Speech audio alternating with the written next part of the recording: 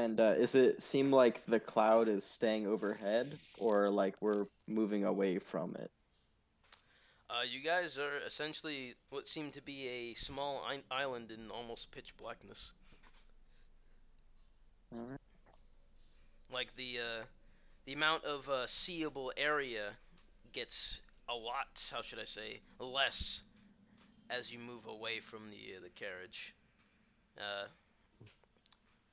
the he's gonna Doran's gonna ask one of you to take the reins while he strikes one of the like the two lanterns on either side of the carriage door.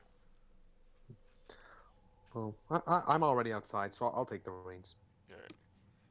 He just tells you, "Oh, let's keep him steady, follow the curve of the road, and all that." And Mm-hmm. takes his little striker and lights him. Will do, will do. Uh, is anybody else out with Connor on like the little coach driver bench or just in that general area? Yeah, I mean, it's not that big, right? If there were two people out front already, it would be a little cramped. Yeah, but there's like you can reliably sit on like the top of the carriage without like too much fear of falling off. At this speed though, like you probably have to hold on to something.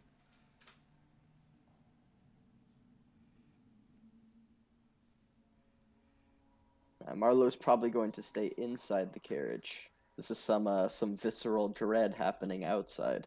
Yeah, until something causes me to. I think I'm safest in here.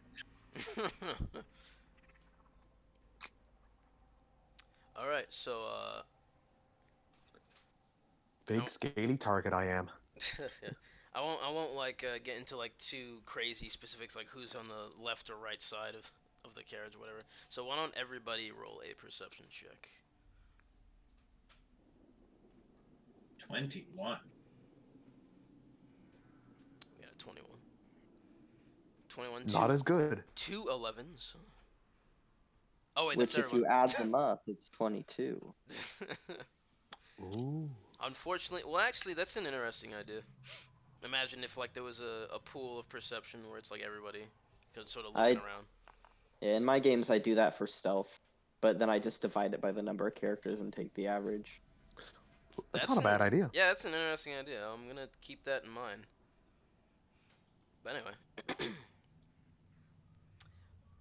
so it's pretty easy to see. So I mean, it wasn't that hard of a DC, I'd say.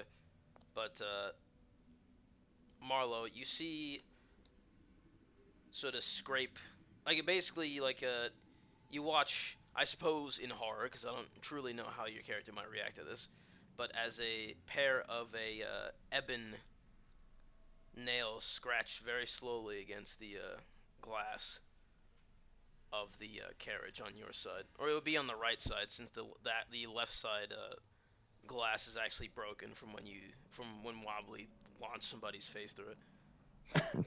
Good times. Yeah. Mm-hmm. Aren't we? We're moving at full gallop, right? Yes. All right, and it's moving slowly.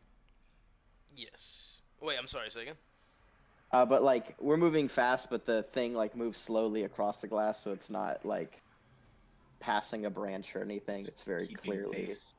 No, yeah. that's clearly a set of four very long, sharp nails being dragged against that glass, making quite the jarring, high-pitched noise. And I was gonna say finally, Connor. Nah, I got scared by the noise. Actually, no, I'll go to Ryan, since you're also in the cabin. Ryan, you also notice sort of the sounds of hooded and hushed whispers come in waves across the rear of the coach, going towards the midsection, and then finally Doran, he sort of calls out in fear as he looks behind him, and you see Connor, what looks to be a one of the shrouded figures slowly crawling against the side of the carriage, moving towards you very slowly. It looks to be, I mean, how should I say? How should I? Let me think about this for a second. I wouldn't say like how in tune would you guys be with lore on just like I should say undead? Because it's obvious that it's undead. I would say that, but like Wobbly would know nothing okay, other than Everything. like story. Marlowe's much more about like the Fae and stuff like that, not so much undead. okay. Yeah. Now Connor would maybe have passable knowledge, but like nothing too specific. I appreciate your honesty because there's always that one guy I feel who's just like, oh yeah, undead, dragons, aberrations, mind flayers. I got it all right here. You all know that one guy. But no. And if I see this thing coming towards me, I go like, "Piss off, ghost!" I'm gonna try punching it in the face. Like actually, are you gonna like hit it with a weapon? I would say I would probably panic and not really think to go for my weapon. I would just go for the most direct attack. Just All right. So roll. I guess roll a d20 plus your strength, alrighty. because you're not I'm proficient not in trained or arms. anything Yeah, there. My strength is 3, so that's an unnatural 20. Nice hit. So you dead center right in the face. It sort of lets out a very ghastly wail, and you acquiesce by smacking it right in the hooded face hole. And it sort of buggers off like as if you just threw like a plastic bag from like your car window or whatever. Basically. Like, And yeah, go on. I'm gonna say, "Step on the door in." And I guess, although we're already at full gallop, so we can't really go any faster. yeah, no, he's saying like I'm giving her all she's got. Yeah, no, he's going as fast as he can with it. Like, well, never had a fight on the carriage before, and that's when I'll go. That's when I'll go to grab my weapon. All right. So I mean, you guys in the carriage are pretty, like this is pretty audible to you guys. So Marlo, I mean, if you were to, because you can actually like open the carriage windows and like look out them. If you were to like at any point sort of look out or look around. Same thing with you, Connor. If you were to look up at the sky or just around the general area, you would see that a lot of these cloaked figures are actually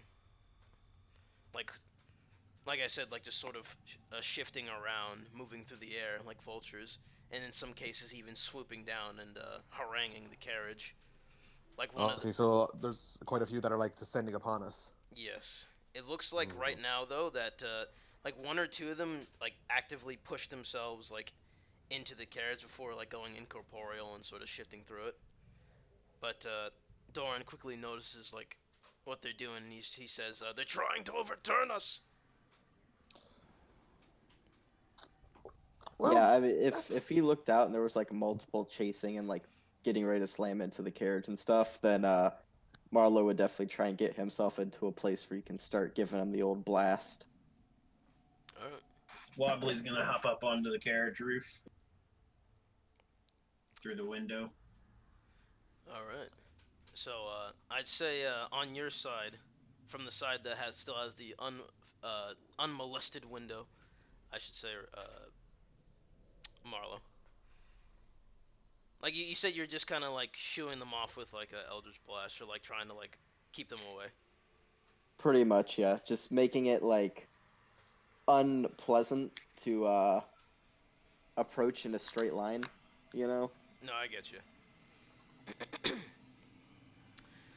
So you're firing off Eldritch Blast, like all Red Dead Redemption style. Oh yeah. And like any that try to get too close to you guys, Ryan and I'm sorry. Let me actually use the names that you have decided for yourselves. Wobbly. Yeah, Wobbly and Connor. You guys are just shooing them off with your weapons. Occasionally they'll try to latch on, but a uh, a combined blow from the side of a quarterstaff and a warhammer is enough to discourage them from trying to get their footing to actually do any real harm. I'm gonna start trying to communicate, just in particularly Draconic, because I don't think they know Draconic, but I just go like, I got no other option here. Just kind of tell them like, leave us be, foul spirits, that kind of stuff I in shout, Draconic. I shout, piss off in halfling. See if they understand anything really. Nope, they are still. How should I say? They are unrelenting. Mm. Doran, on occasion, like he'll take like a rock that he sometimes keeps in his pocket, and he'll like sort of throw like one or two at any that get too close. But then So, you. I'm sorry, say again. so I was gonna say, so they are somewhat solid though. Yes, they can be interacted with like weapons, but you definitely notice that you're not doing as much damage to them as you possibly could. Mm-hmm. Like it's literally feels like you're boxing, quote unquote, with shadows.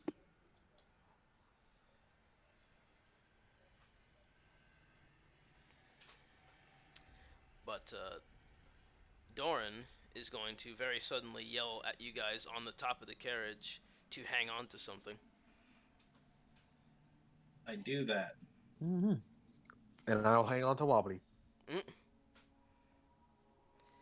And you guys take I mean, realistically for a carriage, a sharp turn down what seems to be the side of a cliff face. Going like it's there's a part in on this trail where it veers off into a trail on your right side, and that trail kind of goes down maybe into like a little valley, a very small decline, then Mm-hmm. another small incline as you continue on a different direction. you, Well, I don't know about you guys, but I'm having a great time hitting ghosts.